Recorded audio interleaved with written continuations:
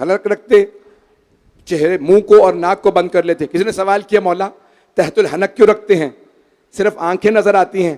कहा क्योंकि मैं तेज लड़ता हूं, गर्द उड़ती है, मुझे अजियत देती है, इसलिए मैं चेहरे पर नकाब रखता हूं।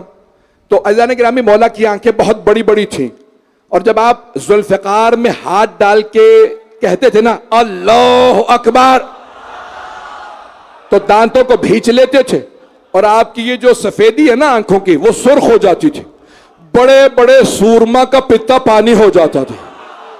मौला निगाहों से खा लेते थे। ये मैं जुमला पहुंचा नहीं सका। जब शेर बकरी को दबोचता है ना, तो उसका हार्ट फेल हो जाता। अली निगाहों से बड़े बड़ों का दिल चीर देते थे। मौला अली की वही निगाहें हजरत अब्बास के पास। अब शायद मेरे जुमले पहुंच गए हों।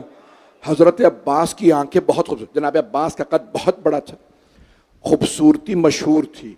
जो एक दफा देखता था वापस आके पूछता था कौन है। हजरत अब्बास बहुत खूबसूरत है, मौला अमीर बहुत खूबसूरत है। बस भाई तफसील में नहीं जा रहा। अब आप जानते हैं, अब मैं एक नाम लूंगा, कैमरे सारे ऑन हैं, चले बाद में काट दीजिएगा। मरवान इब्ने हकम, नाम सुन रखा? पता नहीं। तो बहरहाल मरवान इब्ने हकम वो उमवी था, गवर्नर भी रहा, हुक्मरान भी रहा, और अबू ये बाहर चले अब छोड़े।